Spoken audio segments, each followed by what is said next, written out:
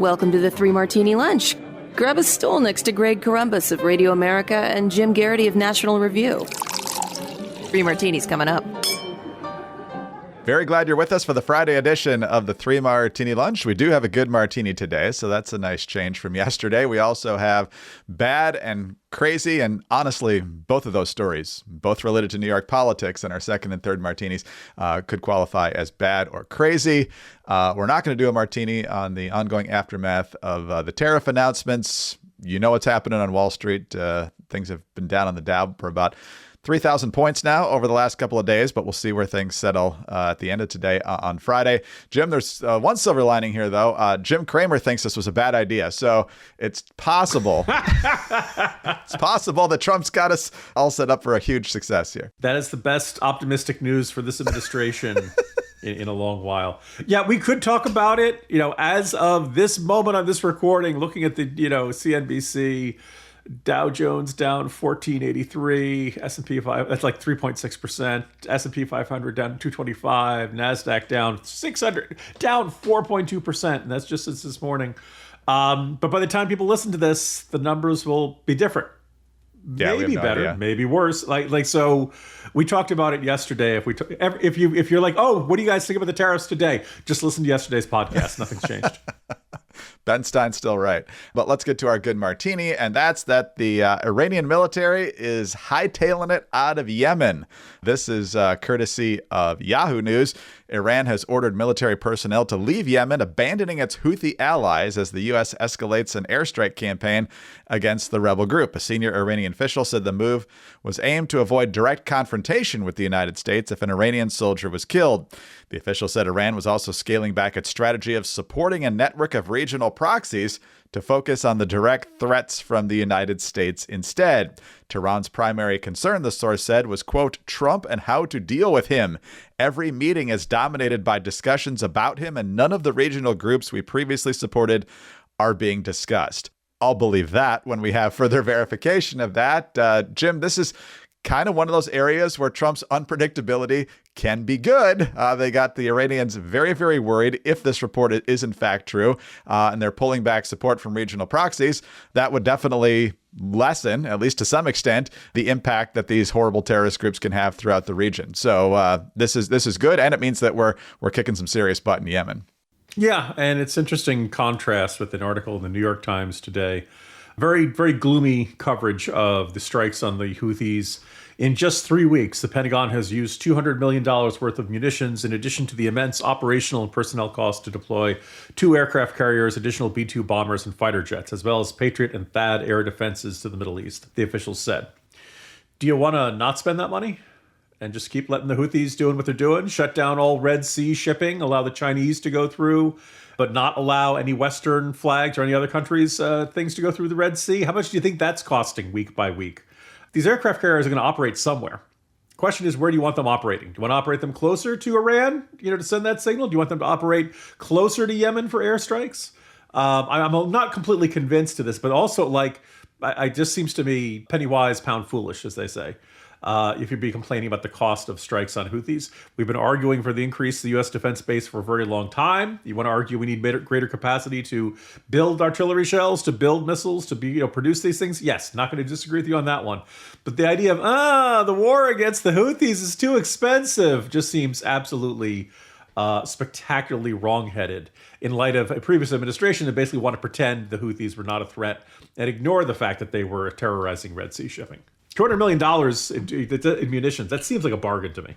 It's always a tell from the media when they complain about the cost of things. It's easier for them to do than come up with a good policy disagreement. It reminds me of when Trump wanted to build the border wall earlier in his first term, and what was the total? Like $4 billion, and they were having the vapors. $4 billion to secure the border. Give me lots of do we need to hold the collection? We'll pass the hat. If I will happily hold a bake sale for an additional tomahawk strike on the Houthis. Let's. That old saying of when the Defense Department needs to hold a bake sale, I would love to buy some brownies if it meant that you could hit the Houthis a little harder. And there's some rumblings that the House of Representatives might be trying to codify sanctions against Iran, which would make it harder for a future Democratic president to roll them back. So if that can actually get accomplished, that would be an excellent thing as well. So there's reasons the Iranians are a little nervous right now. They don't know what to expect. They were coddled for 8 years by Obama and then Biden for 4 years as well. So they're still trying to figure out Trump. They clearly didn't figure him out in the first 4 years, and I'm not sure that they're doing a whole lot better now. You know, it's a good thing to do this weekend, especially if the weather's nice, is to plant your new plants or bushes or whatever it might be. And did you know that Fast Growing Trees is the biggest online nursery in the United States with thousands of different plants and more than 2 million happy customers? That's because Fast Growing Trees offers a wide selection of plants, from fruit and privacy trees to shrubs, all tailored for your climate and space. Have you recently checked out your 401k and now are fearful you won't be able to eat? Well, it turns out you can grow lemon, avocado, olive, or fig trees inside your home on top of the wide variety of houseplants that are available, and I understand many of them are edible. Whether you're looking to add privacy, shade, or natural beauty to your yard, Fast Growing Trees has in-house experts ready to help you make the right selection, with plant experts on call to offer growing and care advice. You can talk to a plant expert about your soil type, landscape design, how to take care of your plants, and anything else you need. No green thumb required. And the Corumbus family has benefited, just like Jim said. We've gotten spice plants from Fast Growing Trees. Mrs. Corumbus grew those expertly and incorporated those spices into many of our meals. So good to have those fresh ingredients. This spring, get up to 50% off select plants at fastgrowingtrees.com/martini. Plus, use the code Martini at checkout for an additional 15% off your first purchase. Visit fastgrowingtrees.com/martini and use the code Martini. Now's the perfect time to plant. Offer valid for a limited time. Terms apply. fastgrowingtrees.com/martini. All right, Jim, as mentioned, our last two martinis will be looking at politics in New York State. And first of all, we look at the fate of Chuck Schumer. Chuck Schumer still being punished severely by the left for agreeing to invoke cloture and keep the government funded a number of weeks ago.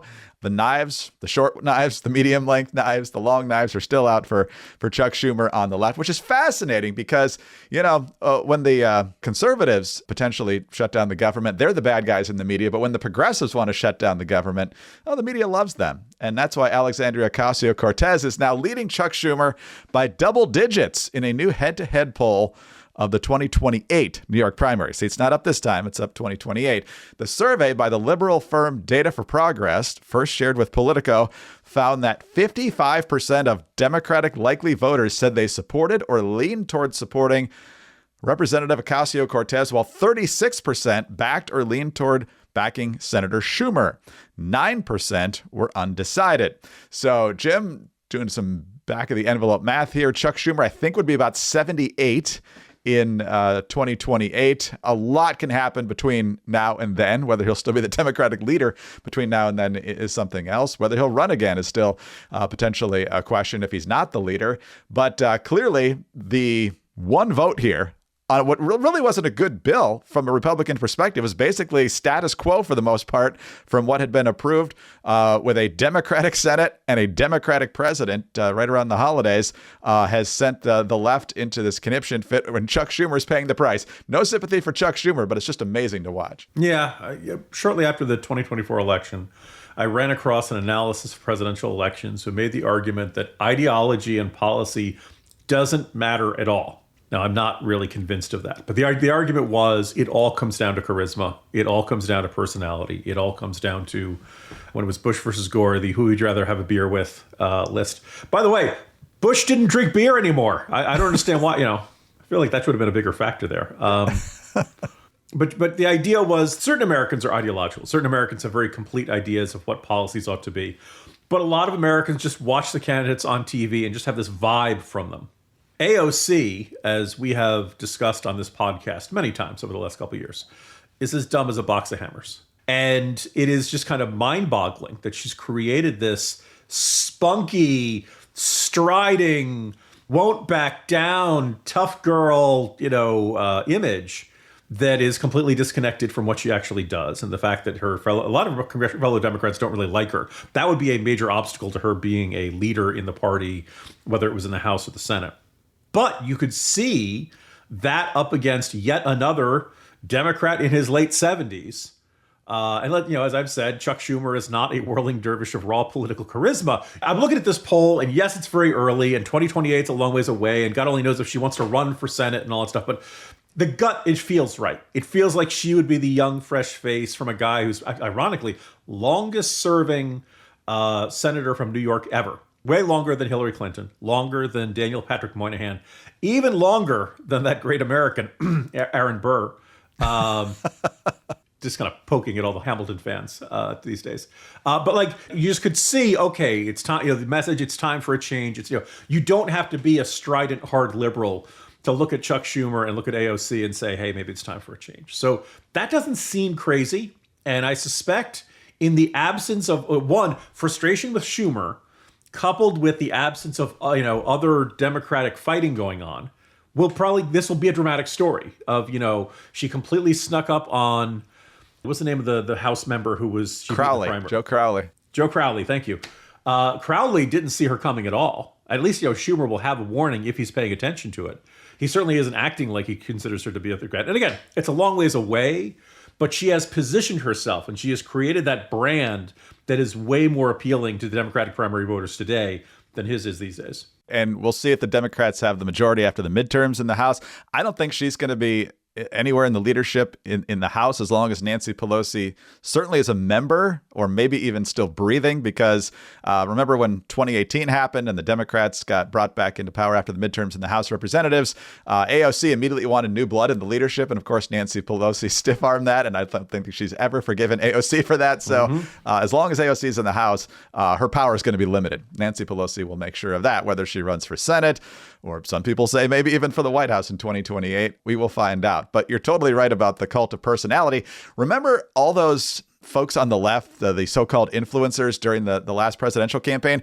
How many different videos did we see of Kamala Harris striding across a tarmac and people concluding this proves she's ready, that she's a leader? Look at that confidence. Absolutely nothing based on intelligence or accomplishment or positions on issues. It's all about the image. Greg, you're being really harsh here. Let's point out that the person she was aiming to replace could not stride across the tarmac. He just kind of shuffles his feet slowly, and everybody's holding it. Look, get the sandbag out of the way. Is it level? Have him use the short stairs. So by the standards of the current office holder, striding across a tarmac, that was a big step, Greg. Give you credit where it's due. Don't ever say we didn't say anything, nice about Kamala Harris. All right. Well before the 2028 elections and even before the 2026 midterms, we've got the 2025 elections. We've talked about Virginia a couple of times, but there are other places that have elections this year. New Jersey has a governor's race, and there are key mayoral races, the most prominent of which, of course, is New York City. Eric Adams is the incumbent. He was elected 4 years ago as the more moderate Democrat in that field of a lot of crazy people. His 4 years have not gone well. New York City is not in a good spot right now.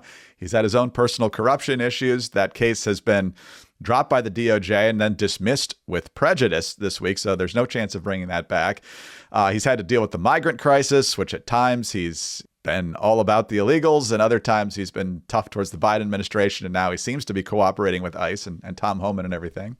But Eric Adams is not doing well in the polls. A recent poll had him sinking below 10% for re-election in a Democratic primary. So Eric Adams does what a lot of politicians do when they don't think they're going to be nominated again.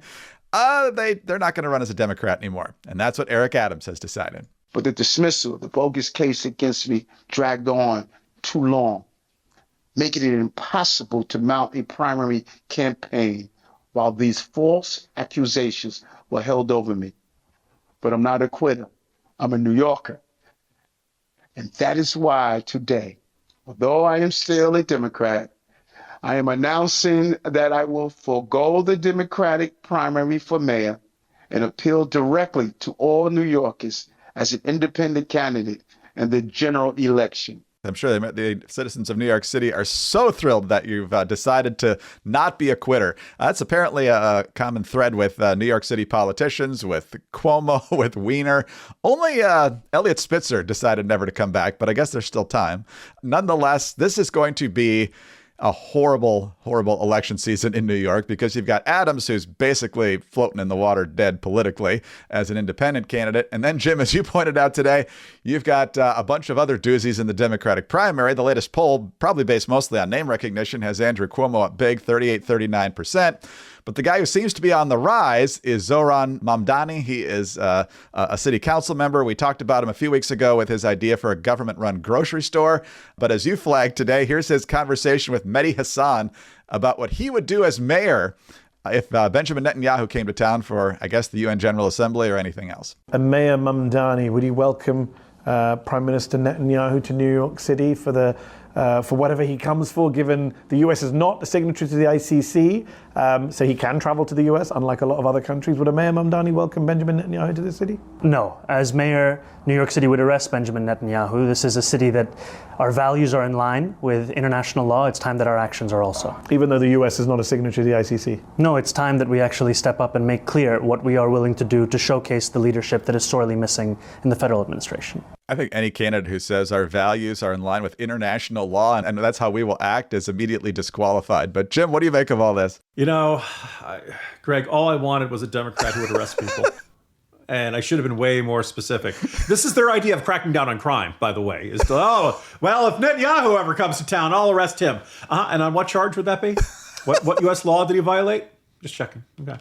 By the way, good luck getting past the Israeli security and the Mossad. I think very highly of the NYPD, but even they would have a tough time executing that arrest warrant on no charge whatsoever. So yeah, I had a really interesting encounter at the National Review Ideas Summit a couple of weeks ago. Ran into a woman who I remember from other NR events. She gave me a Bring Them Home Now cap, and she's a New Yorker and a very big supporter of Israel. And she goes, this New York City mayoral race. And I'm like, I'm so sorry to hear, you're stuck with these options. I can't believe Cuomo's, thinks he's going to make a comeback. And she's like, what are you talking about? Cuomo's the sane one. Now, this woman did not, I'm not kidding. And this woman was not like, I'm a big supporter of Cuomo, right. Rah, rah, rah. He's indefensible on putting old people back into the nursing homes when COVID was spreading. Basically, all of his COVID policies, self-aggrandizing, the appearances with his brother on CNN with there's the sexual harassment. There's a lot of stuff about Andrew Cuomo that's terrible. But this woman was not crazy to say that Cuomo is the centrist in this race, which is I was thinking about how, Eric Adams being a former cop, there was this thinking that he would be tougher on crime. That really hasn't been the case for much of his term. I would point out the Wall Street Journal had a very good interview with the current police commissioner and point out the last 5 months, they actually have seen a drop, which is good news. I don't think you can credit Mayor Adams for this, for any type of serious crackdown on crime. After all, he is the mayor who gave the key to the city to Sean Diddy Combs, who is now at the center of all kinds of terrible allegations of sex abuse, etc. He also gave one to Billy Joel, so maybe that evens out. But Billy Joel, who now lives at Madison Square Garden, holding concerts there just about every other day, it seems. So, look, Eric Adams, the mayor brought to you by Turkish Airlines every single time. He's really bad. I really was hoping for somebody, as somebody who goes up to New York for work pretty regularly and, grew up not too far from there, I'd really love to see a thriving New York City again. We're back to the 70s. And it's like, all right, so what's it going to take? And the options being put forth on this. The other thing which is a little bit surprising about this decision by Adams, I'm looking over on the New York Times website right now. He is one of 2 independents running now that he's an independent. There are 1, 2, 3, 4, 5, 6, 7, 8, 9 Democrats running. Now, when you split the field you need a lower threshold to come out on top. So he doesn't think he's going to be in the top 2 out of the Democratic primary. And for those who are saying, what about the Republicans? The Republicans will be nominating Curtis Sliwa. If you grew up in the New York area, you kind of recognize it from the Guardian Angels. They were the kind of this, not vigilante group, but basically they would patrol the subways. Curtis Sliwa has always been wearing that red beret, so he always looks like he's ready to lead a coup in a South American country. But probably against General Esperanza would be my guess. Sliwa was the nominee 4 years ago. He's run for a bunch of city offices, had a WABC radio. I like the guy, but it's very hard to be elected as a Republican in New York City, and there's no indication that he's got any shot this time. So I was really hoping for some sort of centrist, tough on crime, fiscally responsible Democrat. Things have gotten so bad, Greg, I'm yearning for Mike Bloomberg. And At least he didn't hate capitalism. I mean, I don't know. I suppose it could be worse. It could be de Blasio. Yes, that's where the city definitely took a nosedive in recent years, but this is going to be ugly. Curtis Sliwa loves New York City, which is probably more than we can honestly say for most of the other candidates in this race, but his odds of actually being competitive in the general election are not good. The thing I would say to keep an eye out on is the media. They love radical leftist socialists who are telegenic, and for all of his crazy positions, Mamdani is that. And if people are seeing Andrew Cuomo as yesterday's news, don't be surprised if over the next couple of months, the media really tries to make a celebrity out of this guy, just like they did out of AOC, just like they did out of Obama, just like they did out of other people they think are potentially rising stars. So this guy is a self-avowed democratic socialist, same words Bernie Sanders used. And given what we talked about with government-run grocery stores and everything else, this guy is really, really far left. But the media will probably just fawn all over him. You're already seeing headlines about how, he's showing the Democrats the path forward. He hasn't won anything yet. Other than a city council race in New York. Let's see how he does in the primary. Then let's see if this is a national model for, Democrats in Indiana. Or Democrats in Ohio or any of these other states or something like that. So, thank God it's Friday, Greg. The future is not bright politically, New York City. I wish you had better options, but you don't. Jim, have a good weekend. We need the rest. See you Monday. See you Monday. Jim Garrity, National Review. I'm Greg Corombos of Radio America. Thanks so much for being with us today. Please be sure to subscribe to the 3 Martini Lunch podcast. If you don't already, tell your friends to do so as well. We would love to have them listening. Thanks also for your 5-star ratings and your kind reviews. Please keep those coming. Get us on your home devices. All you have to say is play 3 Martini Lunch podcast. Follow us both on X. He's at Jim Garrity. I'm at Greg Corombos. Have a great weekend. Join us again Monday for the next 3 Martini Lunch.